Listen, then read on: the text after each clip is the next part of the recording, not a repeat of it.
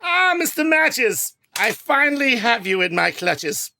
It seems that my third henchwoman, who is not shown here, a lot of... Oh, my goodness, hello. Yes, Sandy Feet. She apparently didn't do her job in killing you, but now I have you tied up, ready to throw you into my mini volcano full of sharks. Yes, do you have anything to say before you die? Bye.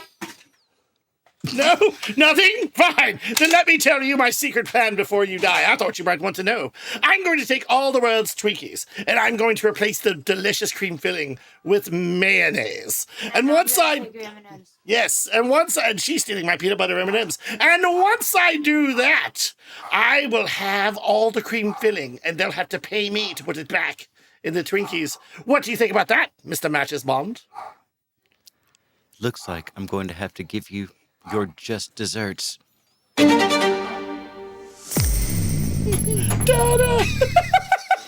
Oh, I knew it!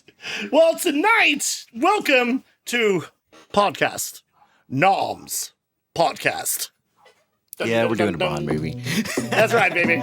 And NOM stands for? Nerding out with Matches and Shannon. Oh, that's right. I'm Plenty O Fool, aka Shannon. And I'm Matches McGee. That's right. Also known as Mustard Finger. That's true. Yeah, do you like mustard? It's okay. Yeah, I like flavored mustards and other kinds of mustards rather than standard American yellow mustard. I feel you. I feel honey do mustard. enjoy British mustard a lot. It's very good. Do you? Oh, that sounds very fancy. Yeah, That's and fun. not just because we're doing this. I actually do like British mustard, yeah. Well, speaking of British, I'm glad you asked that. Tonight, for the first time ever, I am so excited. This podcast is going to be the best podcast we've recorded to date. Because who are we talking about tonight, Mr. Matches? We're talking... Tonight we're talking about Bond. James Bond. James Bond. Oh, no, you didn't. That's right. We're talking about 007. We are going to do our first... Do what now? Timothy Dalton. We are doing my second favorite Bond movie, starring my second favorite James Bond actor. This is just, it's kismet. I'm telling you, it's that's one a of the lot. other. Okay, yeah. It is. Tonight we're doing. Tell them the name of the film. Tonight we're doing the 1989 classic, License to Kill, and that's licensed with 2 C's. Remember, that's the British. It is the British because the first time I saw it, I guess I didn't notice it when I was a kid when I saw it. Yeah. So then I watched it recently. I'm like, oh, I spelled it wrong. I think that's why I had trouble spelling it as a kid, probably. Really? Because you saw that? I know it's like lickens, lickens Lichens. That's so weird. We're doing License to Kill. Let's do a quick brief history of James Bond.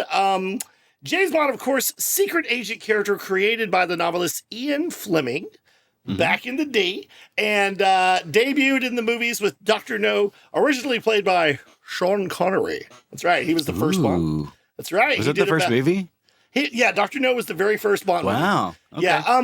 Goldfinger, I think, was the third. I can't remember From Russia with Love was the second one. But the Connery movies were huge. They were great. And then I guess for some reason he decided he wanted to leave the franchise. And they said, well, let's get another actor, which I think this is one of the few franchises where you can do that. You can keep getting new actors and keep the character going. Yeah. Like Doctor Who, they exactly. invented regeneration. I can't think of too many others where you could do that. But So they got... And in this, they say that James Bond is just a code name for anyone in that outfit, in that position. So you could have 007, anybody can be 007 apparently. Yeah, exactly. Yeah. Well, if you're 006, you're like, I'm so close. So close. So then after Connery, they got an actor named George Lazenby, who was also a model. And George Lazenby was in one James Bond movie, Her Majesty's Secret Service, which is funny because he's not considered one of the best Bonds, but his movie is considered one of the best Bond movies. Really? So, it's so funny. And so he decided after that first movie, he had enough. He didn't want to do it anymore. So for some reason... because critical reception for the one we're doing tonight, it seems the opposite is true. People like this Bond more than they like the movie, I think. Yeah, it is weird, right? Yeah, it was kind of mixed. He's a great looking Bond, though. He has that look. He does. Well, then Connery comes back for one more, Diamonds Are Forever.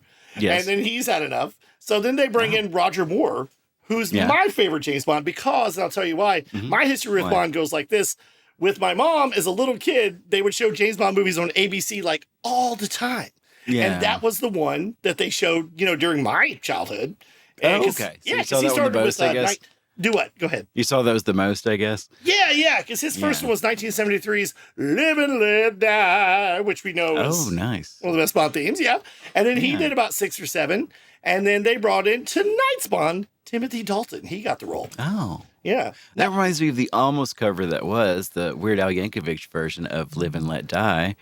And Paul McCartney famously wouldn't let him do it. Do you know what it was going to be? This is true. This isn't a joke. No. It was going to be chicken pot pie. Are you serious? Yeah, but he's a vegan, so they were like, we better not do that. Like, it wasn't a, no, you can't do that. It was a, we'd better not do that. Thank you, though. Yeah, He didn't want people to think that he's associated with meat. Yeah. Oh my gosh, that's hilarious. Yeah, I've never heard that. That's awesome. Yeah, that's true. Yeah, well, Timothy Dalton, for some reason, only did 2 Bonds, and we will talk about why there was no third Timothy Dalton. And then the franchise went dormant for 6 years, and you got Pierce Brosnan for the 90s. What was the second movie called? Who's Timothy Dalton? This one, Dalton, License to Kill.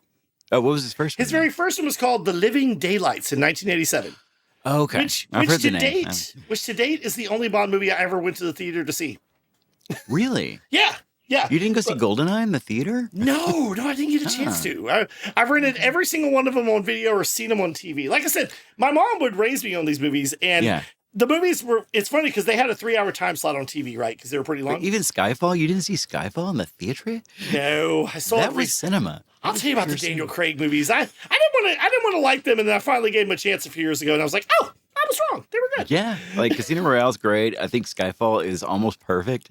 Yeah. It's very cool. Yeah. It's just so different and well done, I think. But with every Bond movie, there's always, he's a secret agent who does anything to catch the bad guys. And depending on the movie, the director, the story, it could be an over-the-top one where you've got a guy who wants to gas the population of Earth and select people to take up into space to create a new human race. That was a real plot, Moonraker. Really? Yes. Moonraker, okay. Then you've got down-to-earth ones where they just want to steal some nuclear weapons and start a world war or whatever, that kind of thing. Yeah. Or they just want to steal gold from Fort Knox. Yeah. Well, see, I'm not the biggest Bond guy. Like, I've seen them. I appreciate Bondisms and, when people... Oh, like I said, I was raised on James Bond. It was just tell one the of my jokes favorite... and stuff. I get it. I get the references. I do. Yeah. But I haven't seen a lot of James Bond stuff, yeah. Well, like I said, just about every James Bond movie has to have these things. It has to have... most of them have to have funny names, Like the girls have to have innuendo names, like P. Galore. Yeah. That kind of thing. P. Word galore, yeah. Yes. You have to have... James Bond has to be in a scene where he's gambling. Has to be gambling sometime in a casino or something. He always orders a martini. How? Shaken, not stirred. That's right. But not in this one. He says it in this one. Does he? Yeah. He's at in one time. Yeah, he says it. Okay. Yeah, he does. Trust me. I missed it somehow. All right. No, now Casino Royale, I think, didn't the waiter go, do you want to shake it or stir it? He's like, just serve me the Dawn drink or something. Yeah, that was great. Yeah. So, what does it even mean? You have to have that. You have to have henchmen. You have to have these great action set pieces. And James Bond is just great entertainment. Even the ones that are considered cheesy and silly, I love. Like I said, the Roger Moore ones, some of them got a little over the top with the villains, the man with the golden gun, that kind of thing. I think that's cool, though. Yeah. Well, the Timothy Dalton ones, the 2 he did, were a little bit more grounded, especially this one we're going to do tonight. But as usual, we don't just do this by ourselves. We don't go rogue like Timothy Dalton did in this movie, do we? Yeah, no. No, we have our M and our Q, a.k.a. Siskel and Ebert. That's right. They got a license to review. They do, yeah. And that's what we're here to do. Yeah. Do you want to give a brief synopsis of License to Kill? I will, as soon as we roll that beautiful B footage. Let's go! All right, into the review, guys. Yeah! This review will self-destruct it. No, that's the wrong franchise. Oh, my bad. Is it? Is that that's Mission Inspector Impossible. Gadget? What is that? That's Mission Mission Impossible. That's right. Yeah. Yeah. Your mission. And a little Inspector Gadget. Inspector Gadget. They always had something that blew up. Yeah. Go Gadget Martini.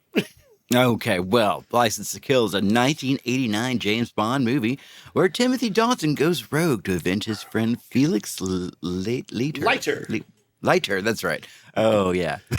That'll come into play later. That's on the nose there, isn't it? Who is brutally attacked by drug lord Franz Sanchez. Mm-hmm. It's true. That's right. Stripped of the license to kill, which I still don't know, is it a physical license or is this a metaphorical license? I think it's a little bit of both. Do you think he has a card? Yeah, he's got to have a card. You think he like kills a bad guy and the cop's like, hold on now? He'd be like, oh, sorry, license to kill. Never mind. Yeah.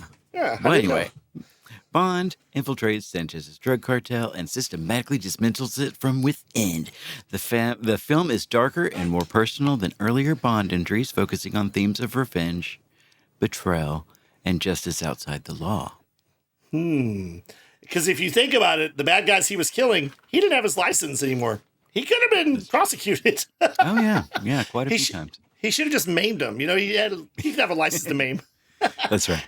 Yeah, this is, like I said, this is my second favorite Bond movie of all time. I remember me and my mom, we rented it, and we both just loved it. Because it wasn't like you said, it wasn't like any other Bond movie before. Like, there had been some, like, A View to a Kill, which was Roger Moore's last film, was criticized for its violence. And by the way, Christopher Walken was the villain in A View to a Kill. He was a Aryan superhuman, sort of. Yeah, I like that. Maybe one of my favorite Bond titles, I think. Which one? A View to a Kill? Yeah, it's a good title. It's a great title. Now, critics hated it. I'm pretty sure Siskel Ebert hated it, but I love View to a Kill. I mean, Roger Moore was in his 60s, though.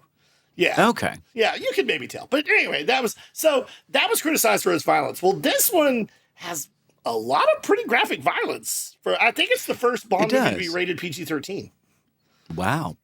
I know. Back then, that could be like X. Well, it was 89, so the PG-13 rating had been, for about 4 or 5 years had been kind of going strong. But some PG-13 movies were pretty racy back then. They weren't as tight as they were right now. That is true. Yeah, you could have nudity in PG movies. You could. Yeah. Yeah. Or in PG. Well, nudity in PG-13 too. Yeah, you're right. For sure. Yeah. Yeah. Because like, this is safe for the kids. I'm going to leave the room. Oh no! They got tighter on that through the years. I think they did. Yeah. It is kind of funny because you watch a movie and you remember a nude scene and you're like, wait, that was PG-13? Yeah. Like, somehow they allowed Titanic to do it. I don't know how. Man, it's a big thing, it's fine. It's fine. It's just Billy Zane. He rolled around naked. I have a child. So yeah, this movie was like, it had a dark tone and an edge because, like you said, he goes rogue. He's not on any particular mission for Her Majesty's Secret Service in this movie. And this movie basically, without giving too much away till after the review, like you said, his best friend, Felix Leiter, who has been a character in a lot of James Bond movies. He's pretty much like the American equivalent of James Bond. He works for like I was wondering. Okay. Yeah. He started off in Dr. No, first played by Jack Lord. And if you don't know who that is, matches, and it's okay. He was the big star of Hawaii Five-0, the original TV show. Oh, that's cool. Oh yeah, he was a man. Not the new one, the original. No, not the new one. No, that's the vampire guy. No. Oh yeah. Yeah. So basically, and he was like, Bond's American, connection and guy. And then he wanted more money and a bigger role for the next movie. So they recast him. So basically, in any movie in any Bond movie that Felix has been in, he's been a different actor. Except for the guy here in License to Kill, David Hedison. He was in Live and Let Die, the first Roger Moore one, and they decided to let him come back for this one. I don't know why, because he was in his early 60s. And even he was like, are you sure? Because you want me to jump out of a helicopter. Oh, wow. But in fact, he was the only actor to play Felix Leiter more than once until Jeffrey Wright in the Daniel Craig movies, who played the character 3 times. Oh, that's who that was. Okay. Yeah. Casino Royale, Quantum of Solace, and No Time to Diet. I hate that last one. But anyway, yeah. So, yeah, he, before we start the review with Siskel Ebert, I just want to talk about how this is one of my favorite openings of a Bond movie ever. Okay. So, well, it establishes. It's been a week since I've seen it, so remind me what happened. Oh, no problem. Okay. The very beginning, the credits roll. No, So basically, it pretty much sets you up for everything you're going to see in the movie. It establishes Sanchez as this evil drug cartel leader who has so much power in other countries, but he makes the mistake of coming to the Florida Keys because his girlfriend, played by Talisa Soto, who we'll talk about later, his girlfriend Lupe has gone off on an affair like she does sometimes because, well, she's pretty much a captive of Franz. And he has the guy, he has his heart cut out, not on screen, but he's like, did he promise your heart? Give her his heart, you know? And he starts to whip her and abuse her. So right away, you know, this guy is a piece of flesh, okay? He is. He Oh, my is. And then goodness. Felix Leiter is on his way to his wedding with Bond and their buddy Sharky, played by actor Frank McRae, who was in a lot of stuff we watched growing up. Love And Sharky. he gets the call. Yeah, poor Sharky. He gets the call that Felix Leiter is in America. We don't know how long he's going to be there. We have jurisdiction here. We can pick him up. So he gets on a helicopter and Bond accompanies him as a special guest. And they capture Sanchez. And as they've got his plane like hooked to the helicopter. And so him and Leiter jump out of the helicopter just in time for the wedding to start of Felix Leiter. His fiance's been riding around in the limo with her dad. And then as they're walking into the chapel, the music starts, the theme, the license to kill. And I just love that beginning because it's got all the things you expect at a Bond opening. The half-naked lady silhouettes, you know? That's kind of that's a Bond tradition, you know? Yeah, who was singing the theme song? Was it That Gladys is Knight? Miss Gladys Knight Yeah, of Gladys Knight and the Pips, but this time she's pipless. that's right. Yeah, and I want to talk about the theme later because James Bond themes are very important to the films. But this opening just tells you this is going to be something different, you know? Yeah. Yeah. So, what do you think Ebert and Siskel thought about it? I'm sure there were a lot of Bond movies they loved. They probably hated some of the Roger Moore ones. What do you think? I don't know. It's a toss-up on this because it's such a departure from other Bonds, you know, and it's its own thing.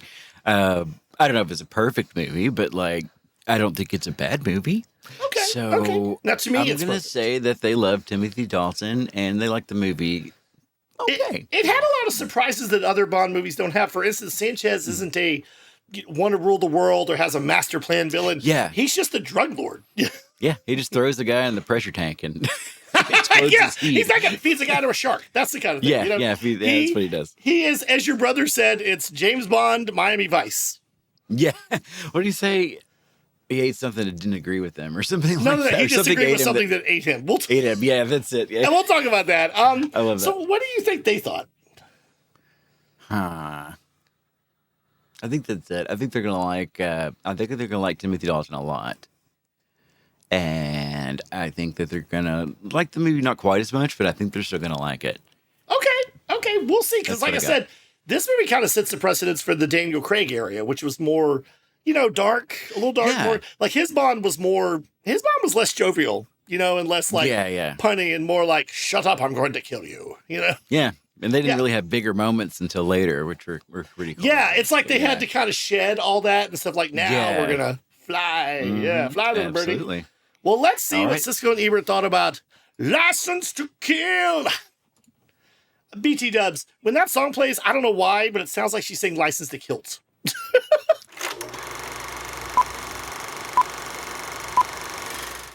That's what me. You're ready for this, Shannon. Oh, I'm ready for this jelly.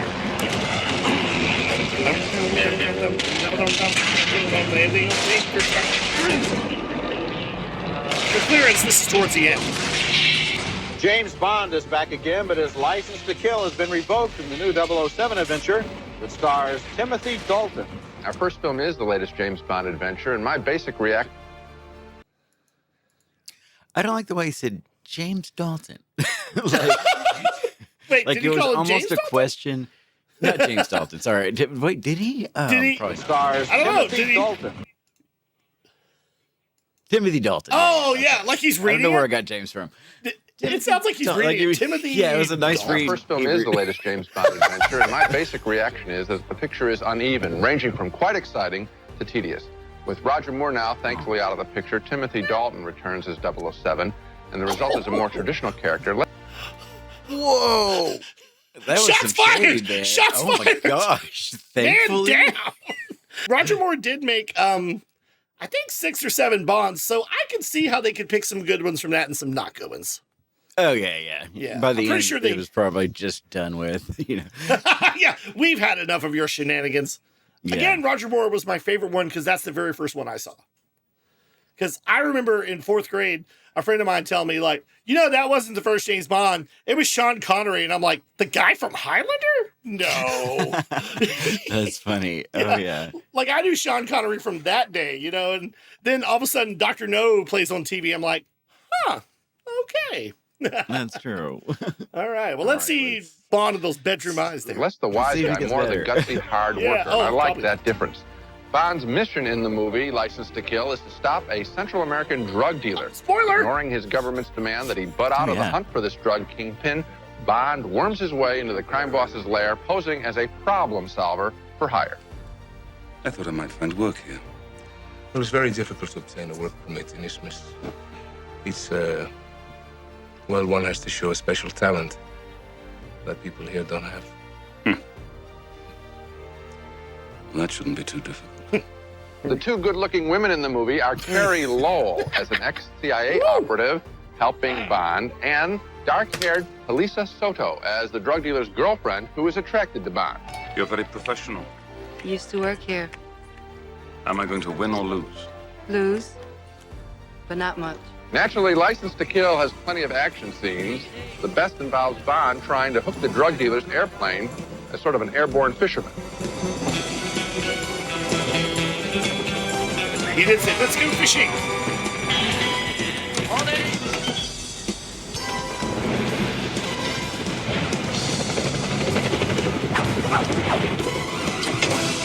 Bring him in. Take the load.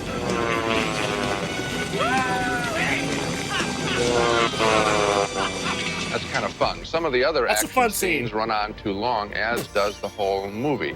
We get the point. They should move this thing quicker to its conclusion. The film also has sort of a dirty, unfinished look that I can't explain. They spend so much money on these pictures, I can't understand why this isn't just more crisp and good looking.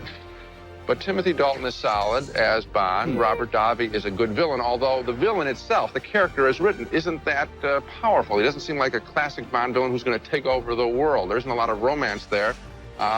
He just looks like another drug dealer. I have to give the film there. Okay, I'm just going to say, like, this is the best quality Siskel and Ebert review we've had on the show.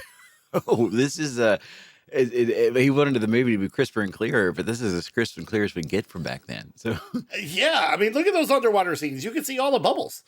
that's true. Yeah. I don't know what he's talking about. I mean, apparently he's disappointed that the villain wasn't, I'm going to take over the world's water supply, kind of villain. I mean, I like that he was I guess you departure. expect certain things from those movies because they got so hokey. And, Well, I don't know. And I don't that's think the it's a thing. bad That's thing. the thing. That's why it subverts your expectations. You're like, oh, this is something different.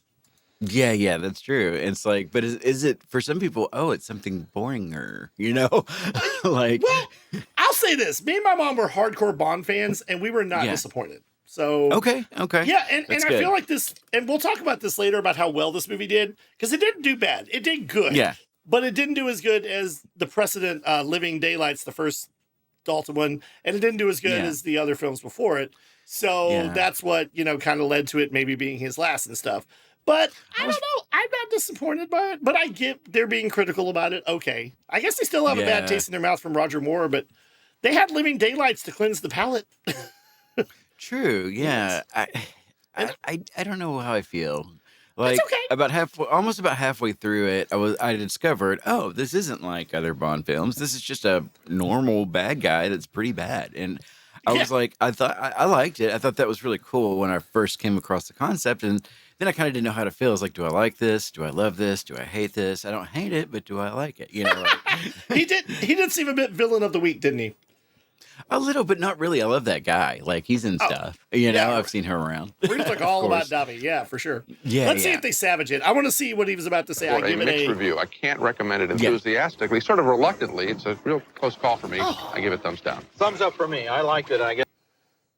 Oh, Yay! Ebert saves the day. Yeah. Okay. I was hoping so, but I mean, he likes adventure. He likes the romance. He likes the sci-fi stuff. This is not sci-fi, but Yeah, he likes. I think he likes the genre picture if it's done well. Yeah, no, that's good. I guess That's a lot true. more than you did. And one of the things I Let's noticed see. was that they are trying at last to make the Bond pictures a little more contemporary in feeling. That's the I'm not Dalton sure part. that, yes, I'm not sure that I was happy that the villain this time is a quasi-realistic South American drug kingpin. I liked it better when we had the Goldfingers. You know, Exactly. we're gonna This scene. There you go. That's what they expect from Bond. I get it. Yeah. I get it. Yeah. I mean, some of the If movies the have movie the big- were more solid, I think, and like kind of Siskel was saying, if it really got to the point, you know, and was really good at that ticking time bomb of getting to the end, no one would have noticed. It would have you been know what? just like- I don't disagree. It does seem a little Yeah. long because even as a kid, the first time I watched it, I was like, "Oh, it's still going on." But I wasn't. it's very bored. long. Yeah, Yeah, it is yeah, very yeah. long. Yeah. take over the entire world. I don't like. But, by the way, I'm this getting scene is tired one of the best drugs scenes as a in the movie. subject I'm right there. of movies and What was that? I'm sorry. He says he's getting tired of drugs as a subject in movies and television shows. Probably because Ebert was a huge hophead. No. Right. There's a No, lot of I drugs guess- in this. At random places, like, oh, there's more drugs. Or is that the same drugs? Or what are we doing? Like, He lived in a mansion made of dope, didn't he? Everything was cocaine. You could sniff the walls. No. I guess so. I don't know. It There's just your- popped up, and you're like, oh, it's still drugs. excuse That's for right. evil in movies. But apart from that, I think the Dalton character this time, Timothy Dalton's performance, has really found its stride. I think he has turned out to be a very good choice for James I Bond. think so. He's more matter of fact. He's a little harder, a little tougher, a little leaner, less obsessed with sex, more involved in action. It's more of a performance that seems to realize that we've now had all the Rambo pictures, the Indiana Jones pictures, action pictures that have come along since James Bond, and that were threatening, I think, to make the whole series seem sort of obsolete. Didn't you think, you were sort of nodding, I could see out of the corner of my eye when I was talking about the dirty look of the film. Didn't that surprise you? I don't know what's wrong there. There were a couple of missing shots, missing transitions, feelings that we got from one place to another place without it being explained. But I'm talking As about if they- art direction. I mean, really. Well, that didn't bother me. One thing I liked in terms of art direction and stunt coordination was the final chase scene involving those three gigantic gasoline tankers down that twisting mountain road. I mean, that is as sensational a chase sequence as we've seen in any Bond. How do you feel, Shannon, about the chase Well, sequence? I'm glad you asked. As a Bond aficionado, I agree. I thought the chase scenes in James Bond movies are usually pretty top notch. You know, Yeah. they're usually pretty, and this one was no exception. At the end, you know, we get the tankers because, spoiler alert, Sanchez's big plan is to expand his drug franchise, if you will. He's giving franchises to other countries and stuff. He's going to sort of use chemicals to melt down the cocaine into gasoline. And then the tankers will take it and it'll be untraceable. And then when they get it back to the source, they will dilute the gasoline from the cocaine. And as he tells the investors, and you can keep the gasoline for free. Yep. It's a pretty cool plan. Now, I'm no science major. I don't know how well that works. I don't know if maybe you don't accidentally snort some coke and you get a little unleaded in your nose. I don't know. Yeah, you know, they say Coke's always cut with something. So, you know, That's true. I heard it's cut with new coke. that's right. New Coke. But let's get to the end of this. I'm ready to talk about it. I'm excited. Yeah, this is a long, quality, like, clear review. I love this. It's a very clear review. I disagree about the way I thought the film looked crisp and clear. I didn't see any dirtiness. Yeah, I don't know what he's talking about. Ebert doesn't really know either, but I don't know. Maybe So it's just... I like that. It's not a. There we go. Hey, here we Well, are. we're back. Yes, we are. Welcome back. Well, Well, gosh, M. my camera won't stay still. Well, M, what did you think of their review? Thumbs up, thumbs down. What do you think? It was good. I love, because I was thinking the same thing at the beginning when Ebert popped in, that he said he really liked it, and Siskel hated it. And it's like, yeah, this review is just how mixed we are on, you know, the whole movie. So that's kind of a metaphor for the whole movie. But yeah, that's true. I was say a little mixed on it, but overall I liked it. Yeah, I would say thumbs halfway up, you know, a little bit like Commodus and Gladiator Yeah, for the review or what? for the review. Yeah. Because I totally agree with Ebert. Yeah. Again, I like the whole, I like all the cliches of Bond, you know, the over-the-top villain, all that. But I like the fact that this went in a different direction. And and I did notice, oh, he's only making love to two ladies in this movie. Yeah, only but- two. And that's the thing. He's not on a mission. It starts off with him going to Felix's wedding and being the best man or whatever. And, you know, and just happened to help him catch a drug dealer. So he's not on a mission. In fact, the next thing he's supposed to do is fly off to go get his next mission. I forget where M tells him he's got to be. But then he finds out that Sanchez has escaped. And he didn't just escape in any fashion. He escaped with the help of one of the head. Was he a DEA agent? Killiford? Yeah. Yes. Maybe? Was he? Something like that. We meet the Agent Killifer, played by Everett McGill, who you know as Big Ed. from Twin Peaks. Yeah, from Twin Peaks. That's right. Yeah, I Big know Ed, him as the crazy psycho father from People Under the Stairs. Oh, I don't think I've ever seen that. It's Wes Craven. It's a mix. Yeah. A lot of people love it. A lot of people. I remember kids talking about it on the playground. It was awesome. And I was like, I'm not allowed to watch that. It sounds scary. I think I was in 7th or 8th grade, and I was like, I think I could go see that if my parents let me. Yeah.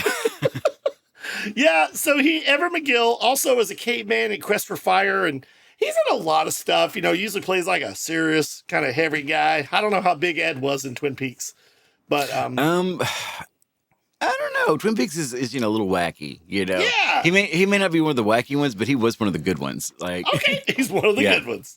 Well, but this you know one, what I mean. Of all people, he's Ed Killifer in this one, and he is an agent. And by the way, the other guy who was I think he's a DEA agent, maybe FBI, I don't know. Mm-hmm. You might recognize him. It's kind of funny. His name is Grand L. Bush. Grand L. Bush. No kin to George, no kin to W. I must be dreaming. Yeah. Well, we've seen this guy before, and we've talked about his movie before. This guy was in a lot of my favorite movies growing up. He was in Die Hard, along with Robert Davi. They were both Agent Johnson. Nice. Okay. So it's kind of a reunion. In a way. That's cool. Okay. Yeah, nice connection. So he's the good agent, but Killifer comes in and he's like, "You're going down, Sanchez." And then as they're driving the procession to take Sanchez to custody, he knocks out the guard, drives the truck with Sanchez in it into the water where divers are waiting to take him away with a breather and a little mini sub or something. And yeah. Oh, really? Sanchez has got a lot of connections. Like he can buy his way out of anything. In fact, he pretty much owns the Banana Republic city, the fictional Isthmus city that he lives in. And he pretty much owns all the, El Presidente and the banks, everything, all the businesses. Yeah. So he can go anywhere he pleases. It's really hard to catch him. And he can bribe anyone he pleases. Yeah. So then after Felix and Della, his wife, played by, go ahead, you know who she's played by? I don't know her name. Priscilla Barnes. Priscilla Barnes, okay. But you know where she's from, right? Yes. You told me. And I was like, what? What, girl? It's been a week. I'm sorry. I have a bad memory. Okay. That's all right, buddy. She is known as the third blonde, as I call her, from Three's Company. Three's Company. After Suzanne Summers was fired or left or whatever, they tried to bring in her cousin, Terry, like, hi, y'all! And that was Harris, her. that didn't work. No, Terry was the third one. Terry was she a nurse, I think? Because she had, put a shot in Jack's butt? I don't know. Oh, yeah. Okay. But I know her from that. She was also in Mallrats in a very small but funny role as the psychic. Oh, yeah. Yes. Okay, yeah. Very much. What does she keep saying? She says focus. And Jason Lee says, I'm trying to. Focus. That's right. But anyway, so she plays Felix's wife. Again, it's funny because Felix is the actor's in his 60s, but he's getting married. It's cool. They're newlyweds. So him and James are obviously friends, him and Sharky and James, and Della loves James. So they give him, are you ready for the Chekhov's gun? They give, as you said it was Chekhov's gun, this thing. Oh, yeah, that's right. They give James, as a present for being the best man, a lighter that says from Della and Felix, blah, blah, blah. Yeah. And so it's like a special thing. And there is some really cool. When he lights it, it goes really big. There's a huge and it immediately goes to another scene. Yeah, it's a great scene. So Sanchez gets out, and his henchman, led by, and I bet you could not believe who was his head henchman, Dario. I bet it shocked you when you saw him. The actor. Oh, yeah, shocked me so hard I can't remember. A very young Benicio del Toro. Del Toro, yeah, that's right. And this might have been his first major film. Because seriously, years later, when I see him in Usual Suspects, and Extreme Baggage, and a lot of other things, and then I see License to Kill, and I'm like, no, is that his dad? What? No. And I'm like, how old was he? Yeah, because he was just young and suave and handsome and then scary and psychotic. Yeah. I mean, he is such a good henchman in this movie because he has this wicked smile. Yeah, and he can go straight psycho in a second. Yeah. Yes, let me quote my mom. Oh, that smile is the devil. Yeah, and not even that long after, he was just like looking older and older and older really quickly. Yeah. What happened? He was 12 years old when he filmed this film. I don't know. So they confront Felix and they kidnap him. And, bad things are going to happen to Della. And you find out that I think, broke her neck. It's pretty messed up. Really? Yeah, because remember Dario tells Felix as they've got him tied up, don't worry, we still are on a nice honeymoon. Yeah. We didn't know if anything untoward happened besides that, but she was not sure. I mean, a it little maybe dead. implied, Yeah. I don't know. Her eyes were open. It was. Yeah, but here's they went there in this one. They killed her so bad. They killed her, and then they don't kill Felix, but they do something just as bad. And you would think my fear of Jaws, I would just be running from this movie. But this is the 5th James Bond movie to feature a shark prominently in the film. And my two favorite James Bond movies have sharks as in prominent parts, killing people. Okay, yeah. It's weird. So they have a shark waiting underneath Felix, and basically okay, I'm going to go back. This is the first James Bond movie to not have a title from an Ian Fleming book. I don't know if you knew that.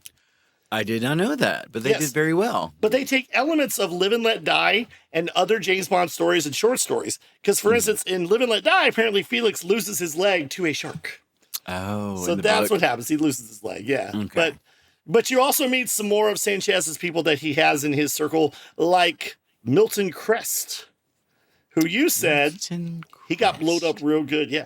Played by Anthony Zerbe, who... I don't know if you knew him from Young Guns as Teaspoon, but I did. Oh, it's been a while, but yeah, probably. Yeah, he was in a lot of stuff because he had that one eye that was just that seemed like it was going somewhere else. Like, I'm on to you. Yeah. I'm on to you. But yeah, so he's like sort of his legitimate front in the U.S. for Sanchez's smuggling because he owns like aquatic stuff and. But anyway, yeah, like I said, this is the 5th movie to feature a shark. There was The Spy Who Loved Me, Thunderball, Live and Let Die. James Bond villains were all about having sharks as pets. Very strange. That's true, yeah. Yeah. But the movie is great. I want to talk about the casting. You know, we talked about Benicio del Toro. As Lupe for Sanchez's mistress, we have Talisa Soto, who was a model, and I think this is one of her first films. And a lot of you might know her, if you're our age, as the original Katana from Mortal Kombat 1 and 2. She was Katana. That was her biggest role. I think she's married to Benjamin Bratt now. Really? Yeah, so she's Talisa Bratt. Yep, she is. Oh my goodness, what happened? You've been sabotaged. Did Sanchez finally get you? Man, this thing does not want to stay up today. I don't know what happened to it. Today is the first day of the rest of your life, my friend. Yeah, I mean, I've just got it taped here. But oh, geez, you all right there? Yeah. And of course, playing Sanchez is a person that we grew up watching in a whole lot of films, Mr. Robert Davi, as you were going to say. Robert Davi. Yeah. Known for playing a heavy. Tell the people some of the famous movies he's from. Robert Davi is from so many famous movies. How many famous movies? Call a single one, but he's been in so many. Okay. Well, his second film was a little indie film that no one saw called The Goonies. That's true. I don't know his first name, but he was one of the Fratelli brothers, the Fratelli family. Yeah, that's true. Yeah, he's actually a opera singer in real life. Yes, he is, and he actually in that bit of opera he did. His character's always like, Mah! Yeah, I remember that. Well, he was also in Die Hard. Let's see. Of course, as Agent Johnson. Yeah. He's been in a lot of stuff. He was on the show Profiler. He was the main character. I never saw that. Profiler. Yeah. I had a list of what he was in. He was in a lot of notable stuff. And then after Showgirls, he kind of does a lot of straight-to-video kind of stuff, you know. Oh, really? I'm not going to say Showgirls ruined him for me, but it wasn't his fault. No, Showgirls didn't ruin anything for me. I think, it was what it was. It almost ruined Kyle MacLachlan for me. Yeah, I get it. But, I mean, it wasn't that bad. You know what could have made Showgirls a great movie? What? Cameos by Zach and Screech. What's she doing, Zach? I don't know, but get the camera, Screech. Oh, no. Did you ever see Ariana Grande and her friend from her show, Victorious, doing a scene from Showgirls? It was really well done. Was it on Victorious? No. It was like on like their Instagram or something. It was good. It was really good. Okay, because they did an homage to Ghost in the pottery scene, and I'm like, this is a kid show. Oh, wow. That's funny. That's the first time I was like, Dan Schneider, you need to stop. Yeah. I watched it because I'd known what iCarly was. I hadn't really seen much of it. I never saw Victorious, but I heard there was a spinoff called Sam and Cat? Sam and Cat. Yeah, Yep. that's what it was. And I was a sucker for spinoffs ever since, the 70s, 80s. Ever since Rhoda. And I was like, wow, I have to watch this. This sounds kind of cool. And I watched it, I ate it all up. I was like, oh, that was pretty funny. It was cheesy. And then I started on Victorious, and I still haven't finished it. That's hilarious. Yeah, It was this whole rabbit Groot hole. really liked Sam and Cat for a little bit, and then there was an episode where apparently they lost a baby, and it hit Groot emotionally hard. I mean, he was like 6. Really? Seems like they forgot where the baby was. I don't want to watch Sam and Cat no more. Oh, no. Yeah. Well, I mean, like, it was kind of a bit. I don't think it was a whole, Sure, it was comedy, whole but he was deal. also 6. Yeah. Yeah. True. I totally get it. That's so funny. It got too deep. I know. But no, I won't go about the whole plot of this movie, but basically James Bond he's trying to get revenge for Felix's near death and for Della's death. And there's a very good reason why he's very upset about the death of a newlywed couple. They weren't even wed for a whole day. Yeah, they didn't even get to consummate the marriage. Well, no, they didn't. And the No, thing about James nothing. Bond films is there's a little bit of continuity. Like in a lot of them, the same actor will play M. And of course, Q, the gadget and weapons designer, for 17 films was played by the wonderful Desmond Llewellyn, who that's the only part I've ever known him from. He was Q until his death. Do you realize that? Oh, wow. Like he was, because in the Pierce Brosnan world, The World Is Not Enough, you see his protege, R, played by John Cleese, which is perfect. Oh, and Q says he's going to take a holiday. He had planned on coming back, but he died in a car wreck before the movie came out. really? Yeah, he was like 80. Oh, wow. Oh, Yeah. wow. or late 70s. Yeah. No, Yeah. Desmond Llewellyn was great. But so you've got M and Q in a lot of movies, and they get played by different actors. And by the way, I thought one of the coolest things about GoldenEye and the new 90s Pierce Brosnan era was that they made M a woman, and it was Dame Judi Dench. I thought that's perfect. Oh. I had no problem with that. Yeah, that was really cool. Yeah. Yeah, because she was actually kind of, like getting him about like, Bond, you can't go taking your clothes off all the time, She was kind of getting on to him about getting all sexy. Oh, yeah. She Yeah. is. Yeah. She's, So one of the things is, the reason I was telling you a lot of people love Her Majesty's Secret Service is because the ending is not like any Bond movie ending in the world. In the movie, spoiler alert, I'm going to spoil it. It's important. He gets married. Yep. He gets married to the actress who played Miss Emma Peel from the show The Avengers. That's are you right. serious? He does. He gets married. But at the very end, the henchman from the villain he defeated, Blofeld, they kill his wife as they're driving off to their honeymoon. And it ends with him cradling her body and saying, we've got all the time in the world. So that scene at the end when Della tries to give him the garter and he's like, no, thanks. I'd better go. Felix explains he was married once, but that was a long time ago. Oh, So wow. there's your continuity right there. That's cool. Yeah. I thought so too. I thought, because it's like, I didn't know that at the time when I watched the movie. So I turned to my mom and was like, was he married? And mom was like, I guess so. Yeah. That's funny. Oh, But yeah, no, this movie is cast great. You've got Benicio del Toro, Talisa Soto, Robert Davi, and you've got his henchmen. You've got this guy named, remember he's got a bunch of cool henchmen, but one of the henchmen is Truman Lodge, who is basically like the evil accountant of the whole group. He's the one worried about the money all the time. He's like, we've got to run these numbers. Do you know how many millions we've spent? Like, he's the nerd who's like, you can't That's do this, true. Sanchez. Yeah, That's a he's like- write-off. I was like, the accountant, is that a code word for something? Like, Like, he no, really he was was an the accountant. accountant. Yeah. Yeah. No, he really was the accountant. He really was. And in a small role as what you think is a Chinese drug dealer, but actually Chinese DEA undercover is, how do you pronounce his name? Kerry Higatawa. I wrote it down. Yeah. I always recognize his name, but I don't know how to say it. I don't either. I wrote it down, but I can't see it now. It doesn't matter. He is, tell the people who that guy is. That guy is Shang Tsung from Mortal Kombat. Dun, dun, dun. So there's your connection with Talisa Soto right there. It's true. Yeah. And they don't even like play much together in this one. No. Yeah, he wasn't in the movie long. And there's a blink and you miss it scene in the bar scene where Bond is meeting with Pam Bouvier, which I love that name, Felix's connection, because he realizes that they've gone through Felix's files and they're going to go after anyone connected to him that knows about anything and kill them. Oh, So he yeah. knows Pam is next. And in the bar, when Dario comes in with thugs, blink and you miss it is a cameo by Branscombe Richmond. And I know that name probably doesn't sound familiar to you, but he is one of those actors like Lou Diamond Phillips who could play multiple races in multiple movies. In some movies, he's Latino. In some movies, he's Pacific Islander. He is a heavy. Yeah. He is in a lot of movies, usually as the tough guy, a henchman. You might remember him from Forgetting Sarah Marshall as the bar owner who has all the pictures of the topless ladies on the wall. Oh, And wow. when Jason Segel goes to get Mila Kunis's picture off, he beats the crap out of him. And Jason Segel throws toilet paper at him and goes, "You throw doodle paper at me? You throw doodle paper at me?"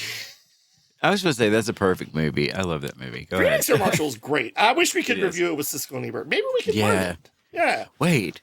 Well, What? no, they may Well, that's not have, but like he may have had a review on his website. I could do that. Yeah. maybe. Yeah, stay tuned.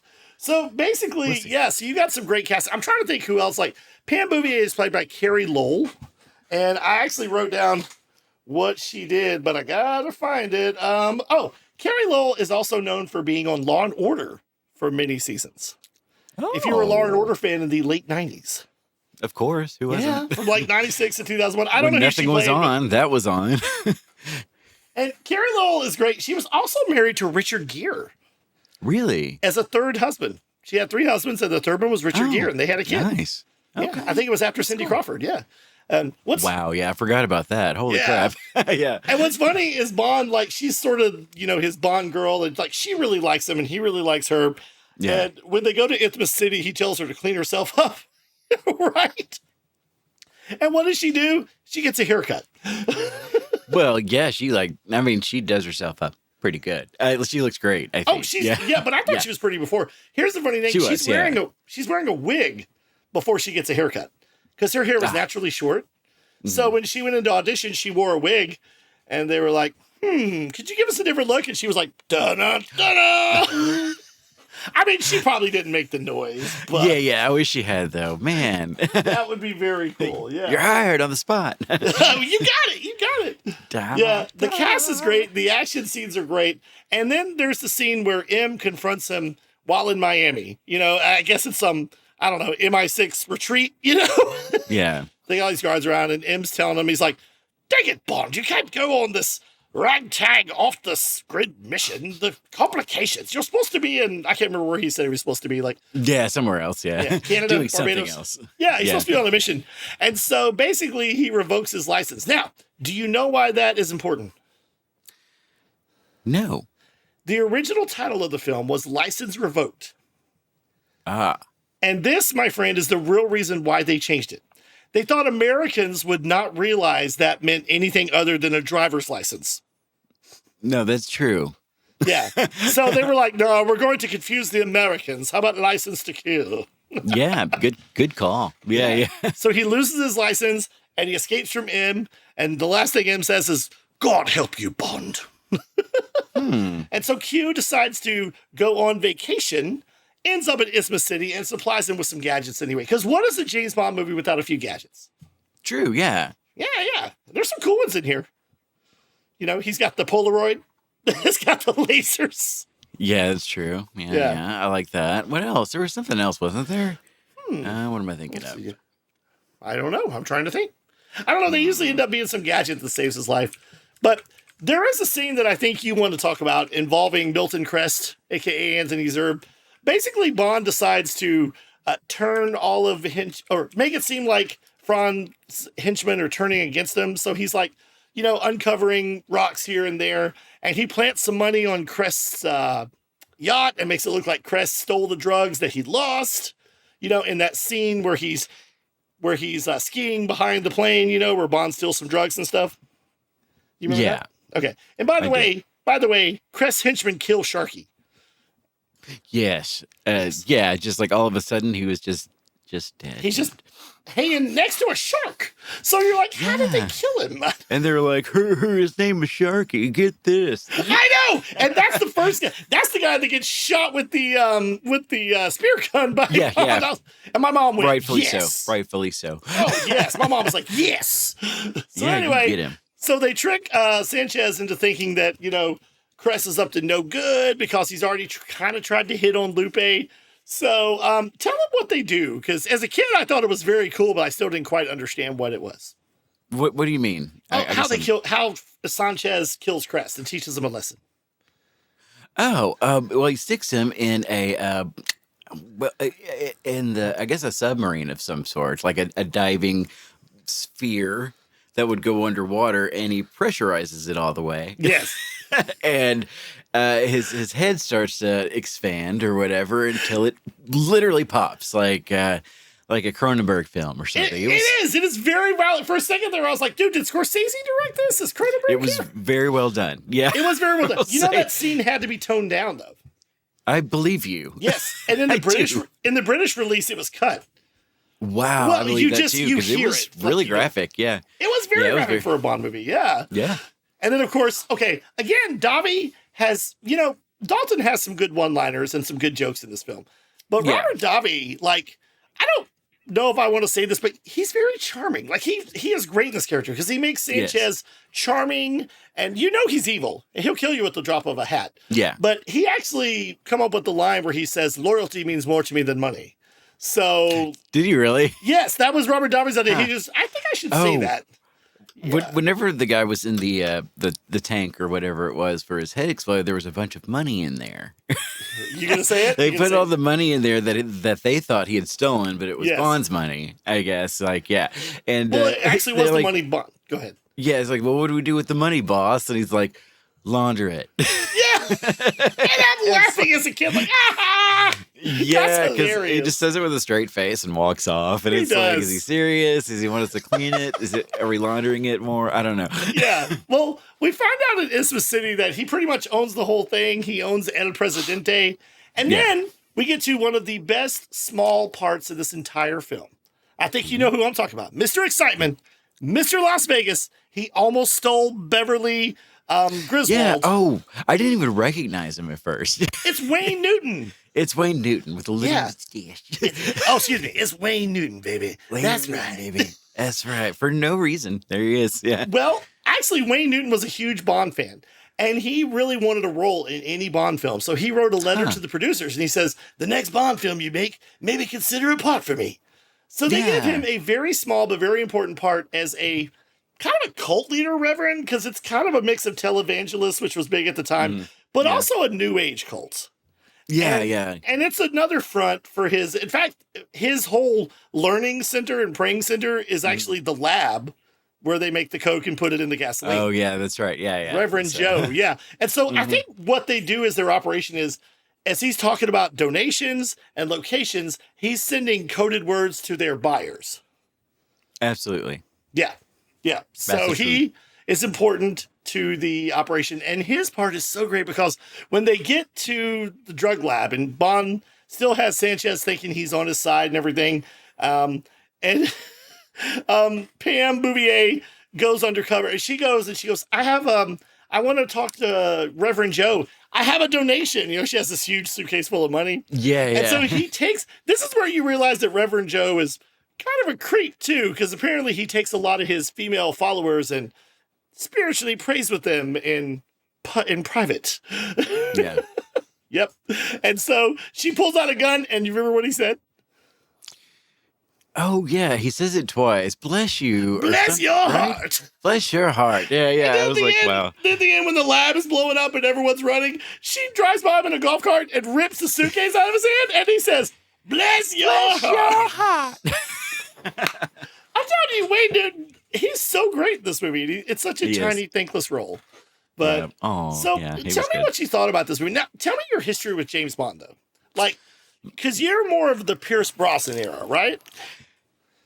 Well, sort of. Yeah, not by choice, just because, I was, 18, 19 and stuff when those came out, I guess. Maybe a little younger than that. Yeah, 95. When did GoldenEye come out? 95? So I was a little younger than that. So 16, something like that, The longest gap between any Bond film, actually. So that was when I was able to drive myself to the movies and watch them, or go to the movie store and rent them for myself, So like that's just So I'd get those, and I make my own choices. I would say I'm more of an Austin Powers era kind of guy.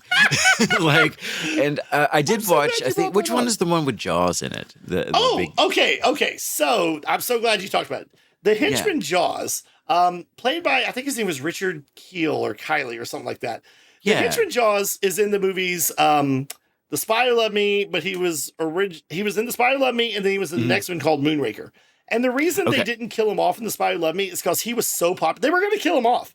He was so popular, and I want to talk about that later, but he was so popular with fans that they were like, let's keep him. He's one of the few henchmen to have a returning role. That's cool. Okay, so I've seen Moonraker.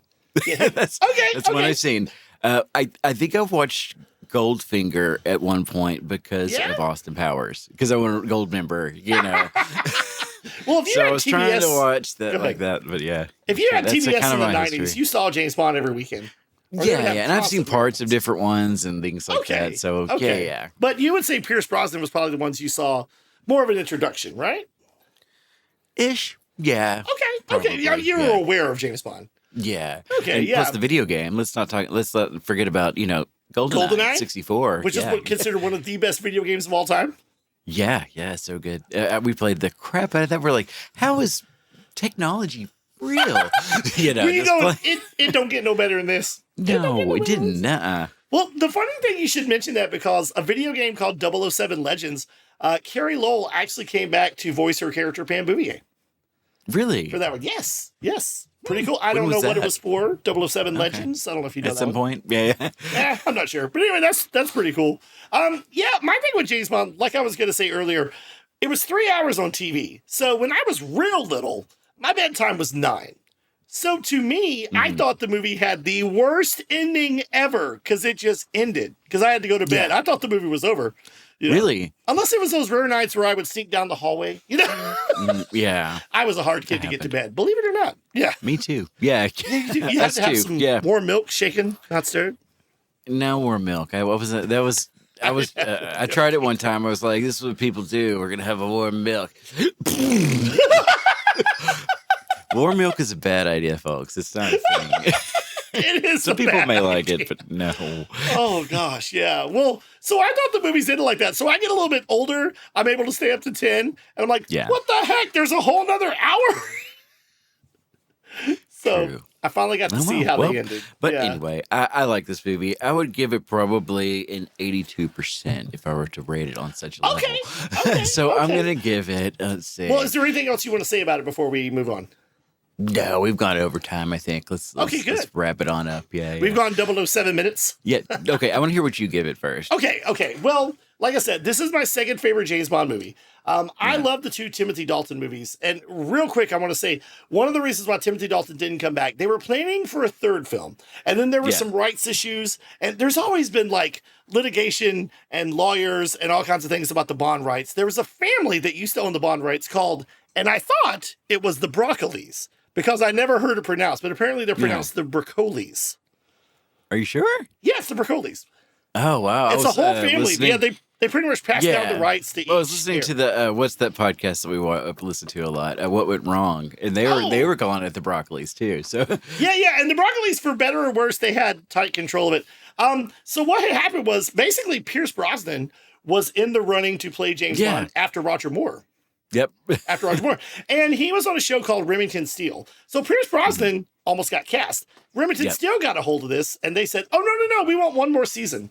And the funny thing is, Remington Steele, he played a very James Bond-esque character. Yeah. Yeah, which is why I had a hard time seeing him as James Bond. I was like, hadn't he already done that? I think he came at the right time. I think so, too. Because his GoldenEye, I think, is a solid movie. Is it cheesy? Sure. It's his best. Is it great? Yeah, it's his best. It only went downhill from there. Yeah, I agree, Dr. Christmas Jones. Way downhill. Oh, because. But I thought Christmas only came once a year. Oh, dear Lord. What's your favorite? Jingle.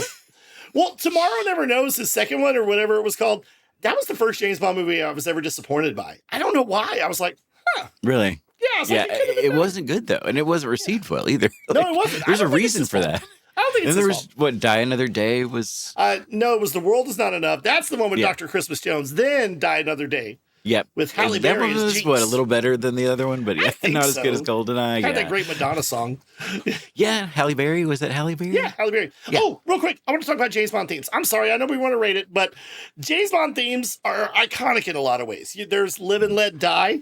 You've got Goldfinger by Shirley Yep. Bassey. You've got some great themes. This one has License to Kill by Gladys Knight. Do you know why it sounds familiar, those horns and that thing at the beginning? The doo-doo.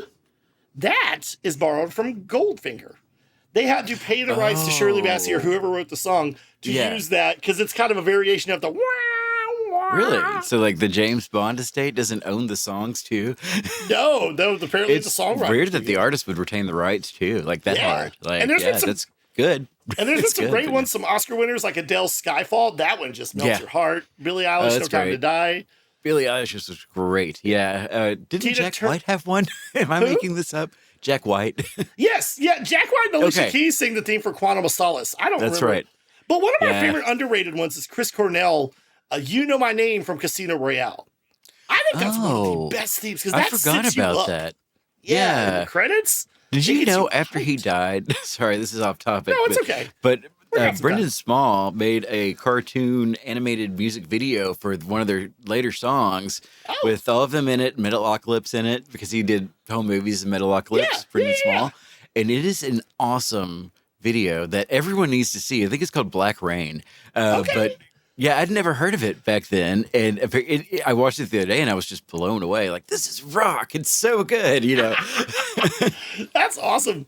Well, Yeah. this one begins with License to Kill, which I love, and then it ends with the Patti LaBelle song that people know better as covered by Celine Dion. If you ask me to. And People Patti know the LaBelle did Celine that one Dion too? version. Yeah, that was Patti LaBelle. Okay. So this movie begins. Yeah, I really and- like that song. It's fun. Yeah, this It's a movie good song. begins and ends with two pop legends. But I'm sorry, I've gone over time. I'm just so excited about James Bond. So you can probably guess. I'm going to give this movie.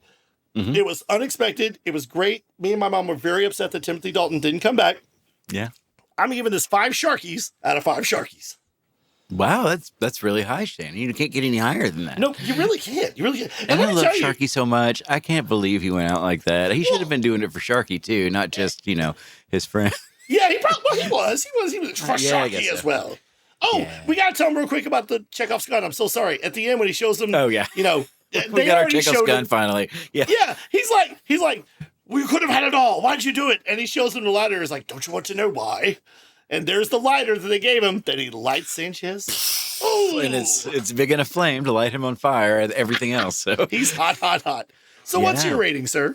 my rating is going to be a 3.89. Oh, okay. A Okay.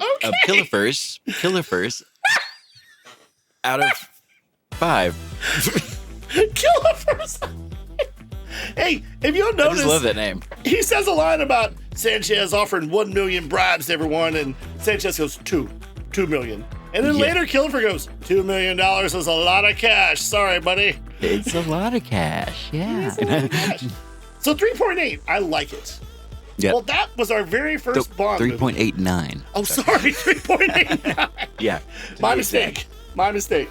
That was our very first Bond movie. Hopefully not our last. I bet we could do GoldenEye. Yeah, we can do it. can do I'm it. down for GoldenEye. Yeah, that's Oh. a treat. The theme to that one is also one of my favorites. Tina Turner.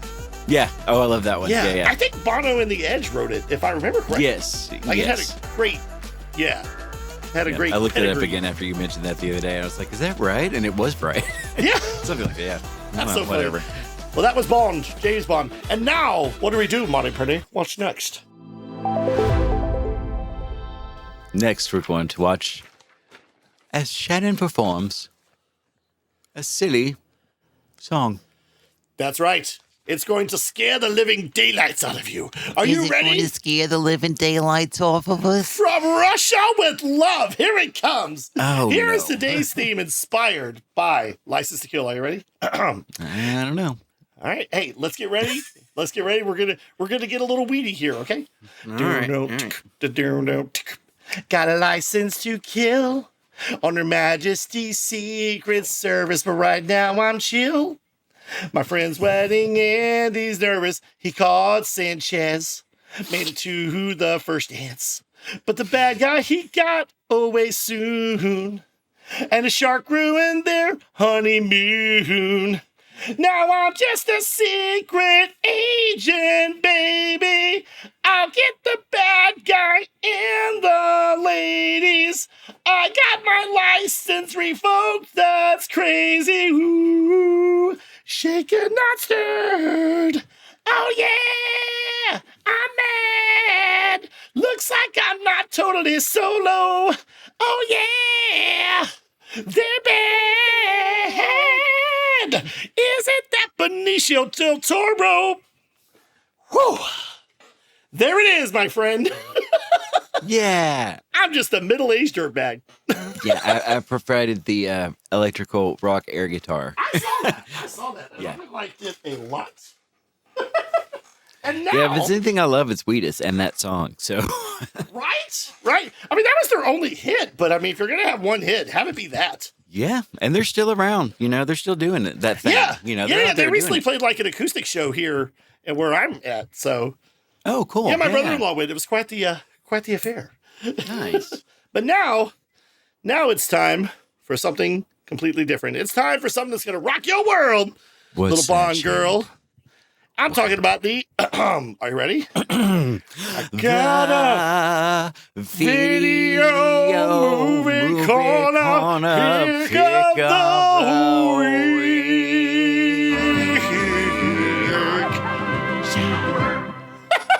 Video movie We get corner, worse pick a every week. How do we get worse instead of better every week? Oh, I I'm was just kidding. gonna say. I mean, we better. were so good, right? Maybe my expectations are lowered. I don't know. I thought it was great.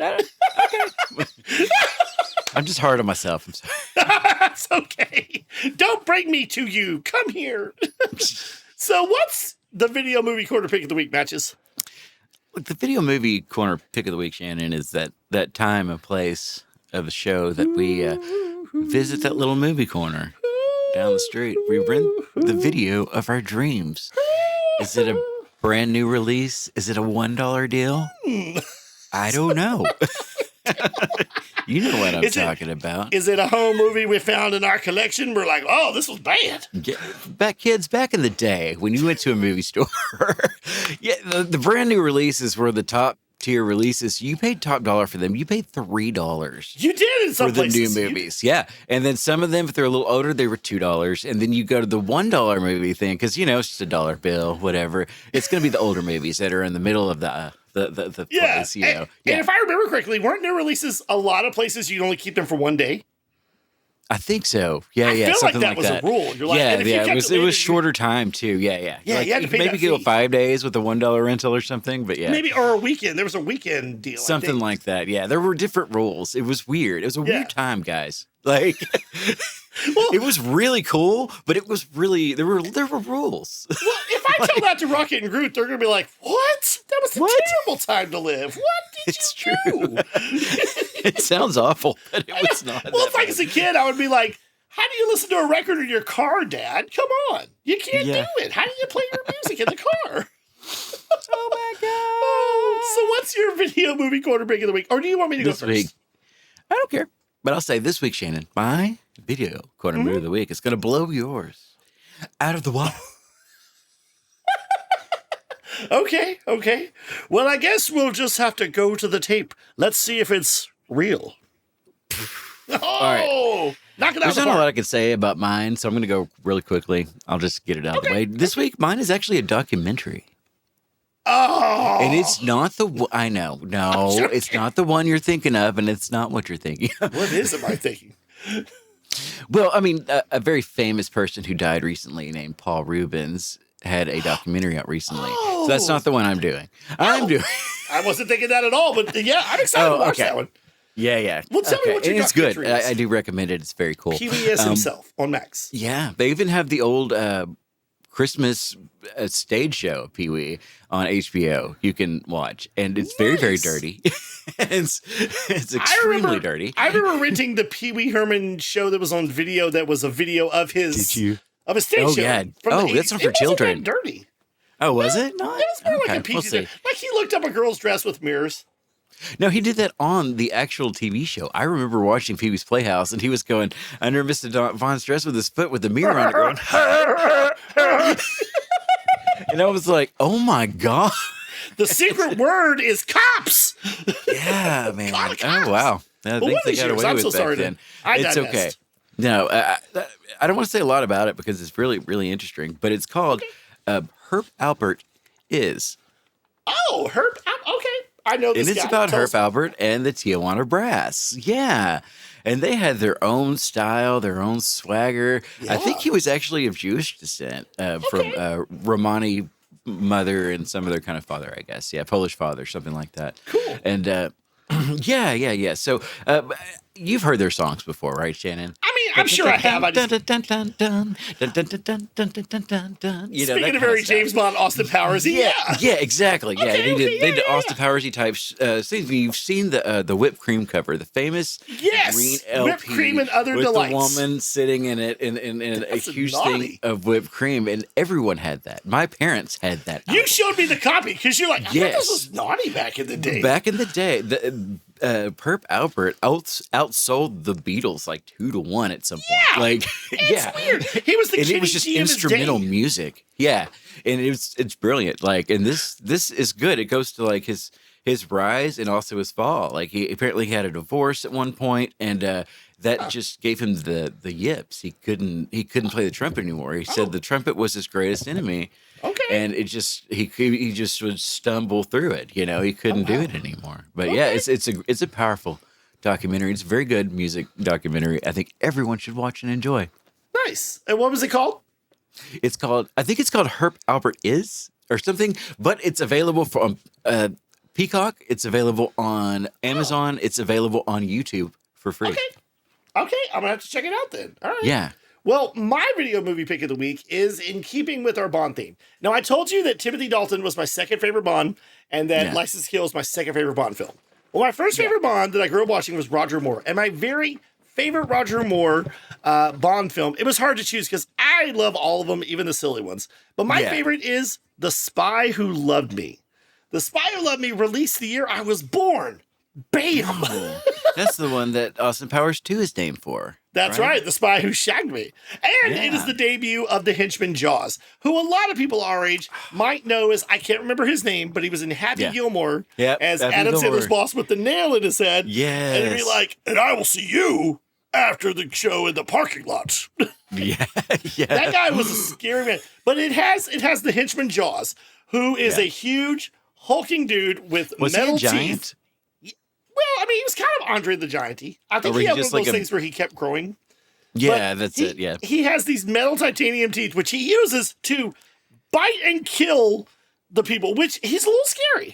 Yeah. But the whole plot is basically America and Russia has to come together. And Russia's agent is, of course, a beautiful, beautiful Russian babe that Bond cannot resist, played by Barbara Bach, the very un-Russian Barbara Bach. They have to come together to stop a madman who Very basically un-Russian.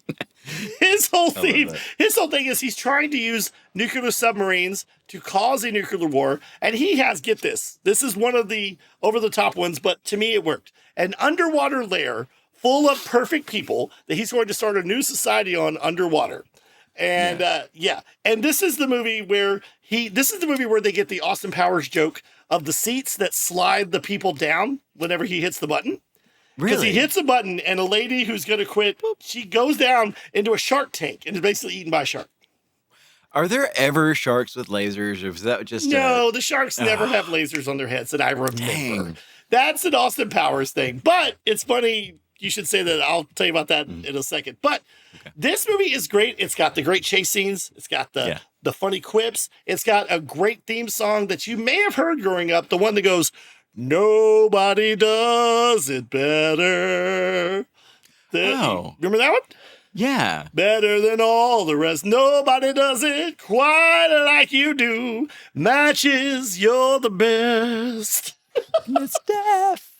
The Spy Who Kissed Me. Spy Did Who you ever Loved see Me. get to third season of Arrested Development? I don't think you did you? No. It was I did with not. Charlize Theron, and they got her British, and there was a spy that was after him, and it would always go, Mr. F. Like, Be in the background, a little Really? ding, and these women singing Mr. F. Oh, that is so funny. Well, We need that Spider going Love through Me, this like episode. I said, it introduces Jaws as the henchman. The thing about Jaws is, Jaws, no matter what you did to him, he wouldn't die. He Yeah. fell from a plane, from a building, got up, dusted himself off. Yeah. You know, he was in an explosion. At the end, like I said, he was supposed to die in the film. And they How? were like, they rewrote it because they were like, this guy is good. And fans Do you know are how he really was like- supposed to die? I can't remember how he was supposed to die. Okay. I know at the end he bites the shark because he gets Yeah. sent into the shark tank and he bites the heck out of the shark. And one of the Oh, last yeah. scenes is him in the ocean. Just swimming. pedaling away. Yeah. That's good. Now- That's so now, good. The good news is that in Moonraker, he returns the next film as the other guy's henchman, but he turns good at the end because of the love of a sweet little girl on the space station. Oh, And yeah. says I his- do remember that now. Yes, Yeah. because he saves Bond's life, and my mom's like, "Oh, he's a good guy now," even though he killed a whole bunch of people. And he says his only line in the movie, which is when he pops some champagne with the girl and goes, "Well, here's to us." That's great. Yeah. Now, do you want to hear the Jaws connection? It's kind of funny. So Absolutely. they obviously got the name from the book and the film. They thought that'd be a fun, thing. But here's the thing: Robert Shaw, who is known for being in Jaws as Quint, aka Sharkbait, he was a henchman, Red Grant, in From Russia with Love. Really? Yeah, Hey, that's cool. it means Yeah. absolutely nothing, but I like the connection. The Spy Who All Loved right. Me is not streaming anywhere free, unfortunately. You have to rent or buy it, or buy it on DVD. And I think all the Bond movies are currently not streaming for free because Amazon has the rights, and I think I don't know what they're doing. Huh. I Interesting. do know Okay. that they are searching for the new Bond, and there's been some talk of Henry Cavill. There's been some talk of Aaron Taylor Johnson from Kraven the Hunter. Yeah, he's There okay. was I like- there was even talk of Idris Elba. And here's the thing about Bond.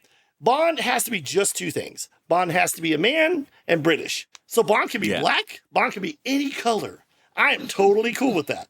Yeah, But he has to be a British actor. So I mean, there's a lot of great choices. that's true. Yeah, Yeah. So I can't wait to see who they're going to have next. But The Spy Who Loved me Me too. is my video movie corner pick of the week.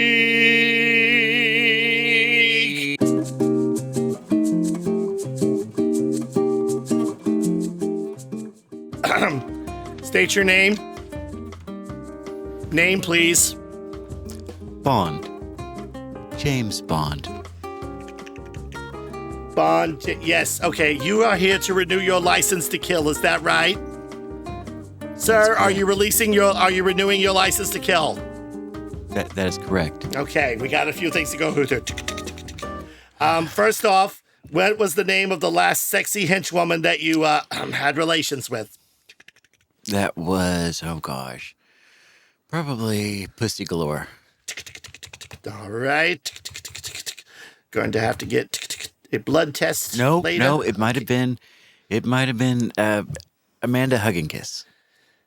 Definitely going to need a blood test later. Okay, all right. You sure it wasn't a lot of guys? Anyway, No. okay, all right. I need you, Mr. Bond. I think we Definitely got to not. get through this. I need you to do an eye test for me. Tell me what you see. Looks like a circle with a line at the bottom. No, it's a letter, Mr. Bond. I've got a lot of people today. What is the letter on the thing? Cover one eye and tell me Q? what you see. Q? All right, very good. Now, Looks like two mountains. A mountain. Mr. Bond, it is not a lady. Please give me the answer. What's on the card? Looks like boobs. Oh my gosh, it's a letter, Mr. Bond. Is it an M? Yes. Next, say all these letters in order. ICUP. My goodness, Mr. Bond, you are a pervert. Okay, one more thing. We're going to need eye color, mysterious, hair color, interchangeable, skin color, interchangeable, sexual deviancy, and A. All right, turn to the camera and do your fingers like a gun. Your license to kill has now been renewed. Thank you. Move on to the next section. Next! Good job, Matches Bond. Hey, before we get out of here, we've talked about, oh my gosh, he's still in frame. I'm just kidding. Go ahead. I love it. I love it. Hey, by the way, this has been fun tonight, hasn't it? Oh, yeah. I had a good time with Bond. Yeah. I hope this inspires you to watch more Bond movies. Absolutely. Yeah. Do you know the Roger Moore films well? Not really. I know him, but like, yeah. Okay. I've seen clips and, things. Timothy Dalton has claimed that he was asked to be James Bond after Sean Connery, but he thought he was way too young. He was like in his early 20s. I would say, yeah, it's too young. Yeah. I feel like Dalton didn't get a chance because Dalton's one of my favorites. Like, in fact, If we when had I the first saw young him, Bond adventures, could Do you what now? imagine the young James Bond adventures in the 80s? That would be great. well, they did have a cartoon spin-off about James Bond Jr. in the 90s on Fox. Oh, Remember that? wow. No, I don't remember that. James Bond That's great, Jr. though. Yeah. We just Wow. got cable, and I was discovering all the things that I hadn't seen before, and I'm like, what the heck? Oh, wow. Yeah, that's got to be just But you know- mind-blowing. Timothy Dalton's had a great career because he was in one of the biggest cult classic films of all time. He was in Flash Gordon. True. Yeah, yeah. Yes, Not everyone yes. gets to say that they were in Flash Gordon. No, he But was in Timothy Hot- Dalton does. That's right. He does say that. He does get to say that. He What does. Not everyone can say that. He was in Hot Fuzz with your Yes. favorite Shaun of the Dead duo. Those two guys. Yeah, Nick it was a good Frost movie. and- It wasn't Yep, quite so- as good as Shaun of the Dead, but it was I good. think people were expecting a Shaun of the Dead 2, not in the same Yeah, theme, but it was still really good though. I love It's how a- like there was just nothing going on, but they're showing these tight action shots. Yes, you know, because it's a spoof of action films. Everything's yeah, like, and people just didn't get that. I thought They that did was not. brilliant. They Yeah, did not. And for my kids, he was the toy Mr. Pricklepants in the Toy Story movie, starting with number 3. I still haven't seen 3 or 4. Oh, he's the porcupine because Oh. he plays this pretentious like actor, and my wife likes Yeah. to joke that I'm Mr. Pricklepants. She goes, "Oh, that's you. You're Mr. Pricklepants." Like I wanted to see 3 and 4. I heard they were very good, but I haven't seen them yet. They are very good. Now, 3 I think is where it should have ended, but you know, I want to ask you a question though, real quick. I got a pop quiz, hotshot. Okay. Okay, We talked about Austin Powers and how they've spoofed a lot of things from James Bond very well. of course. The first 2 movies to me are genius. So I'm going to ask you, I'm going to tell you some names, and you tell me if they are Austin Powers or James Bond. Okay? Okay. Honey Ryder. Ready? Are you ready? Yeah, Honey Ryder. James Bond. That's right. Ding. Is it? Oh Uh-huh. wow! Okay. Thought I was 100% wrong on that one. I know. That's right. Jeez. Foxy Literally. Cleopatra. Foxy Cleopatra, I think, was Austin Powers. Yeah, baby. Yeah. Yeah. Okay. all Was right. that Beyonce's character? That was Beyonce's character. Yeah. Okay. Okay, yeah. Solitaire.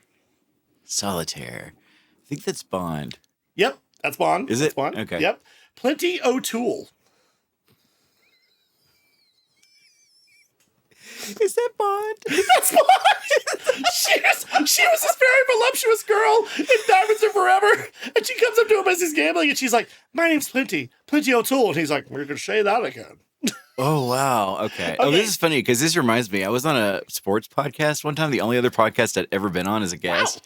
Since I knew nothing about sports, they were asking me if the guy that they named was a sports star or something that's made up. And it was really good. It was Yeah? just like this. Did, yeah. did they give you Dick I Trickle? had no idea.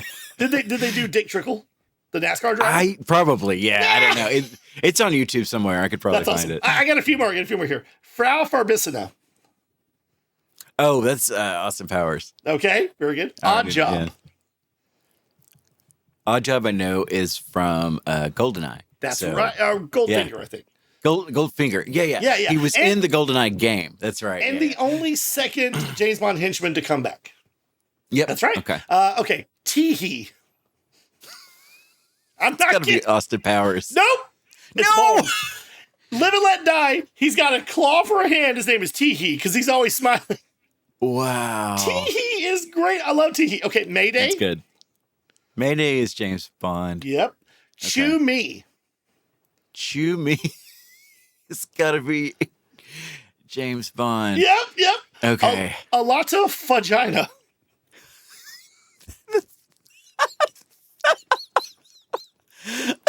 Sorry, Bob. So funny. It's Austin Powers. Yeah. Okay. Mustafa. Mustafa. Mustafa. That's the Lion King. I mean, James. No, that's Bond. Mufasa. That's Bond. No, that's Austin Powers. That's Will Ferrell's character. Oh, wow. I'm very badly burned, burned. but I'm not It's dead. beginning Okay, to smell of almonds. it's become granulous. it's a wound. I'm still alive. Okay, here's just a couple more. Dr. Molly Warmflash. That's Bond? Yep, that's Bond. That's Bond. And last but not least, Ivana Humpalot. Austin Powers. That's right. One more. Xenia on a top. Sweet. I only missed Xenia one, on I a think. Xenia on a top. Xenia on a top is Bond. Goldeneye. That's right. That's right. Yep. Oh, and bonus. There are 2 henchwomen in The Man with the Golden Gun named Bambi and Xenia Thumper. on the top. Xenia on a top. Is that on the top? On top? Like, I mean, I knew what it was. That's Famke okay. Janssen's character. yeah. Okay. Yeah, because she's like Xenia on a top, and Pierce Brosnan goes, on a top? Yeah, there you go. Okay. Because remember, he gets her in like a little clutch, and he's like, no more foreplay. Yeah. So there you go. That was our Bond wrap up. Yeah, baby. I hope you had fun. I liked it. I had fun. I hope you did. Did you not have fun? Because I really had fun. Unless you didn't have fun. Then I didn't have fun at all. Pass? No, I had fun. Listen, License to Kill is great. I'll tell you, the Bond movies mean a lot to me because I watched most of them with my mom. And that was something just that like we Flight did. of the Navigator means so much to me. Oh, that's like, there you go. And next week, we're going to do a movie that you have seen that I have not or did not Yeah, before. I love this game. It's been fun. Yeah, It has been fun. Yeah, I can't wait. Well, if they want to contact us, if they want to send us on a mission, if they want to license the ill, how can the people talk to us? Well, they can talk to us down below in the comment section, whether you're watching this on YouTube, Spotify for free. You can watch, you can listen to podcasts and watch podcasts for free on Spotify. Did you know that, Shannon? They won't interrupt your show with commercials, just the commercials that are in the podcast already. Yeah. Are you serious? Yeah, it's completely free on Spotify. Yeah. Nice. Anyway, you can also do it on Apple Podcasts, right? We're on Apple Podcasts, and then and our Gmail. We have a big boy Gmail. Oh, Actually, yes, we do. Yeah, it's What's it called called? it's NOMS NOMS podcast @gmail.com. Nice. Okay. Well, Now go ahead and comment down below what's your favorite Bond movie, and don't forget to like and subscribe. We need you. yes, please. All right. Well, I guess we are going to get on out of here. As James Bond would say, ouch. Did you have fun? Exactly. And yeah, I did have fun. Thank you. Did you have fun, Shannon? I did. Yes, I did. I had lots of fun. So let's have a good time. We'll see you next time on our License to Chill right here on NOMS podcast. Now let's take that license picture again. Okay. Ready? You ready? Ready? 1, Okay. 2. Cheese.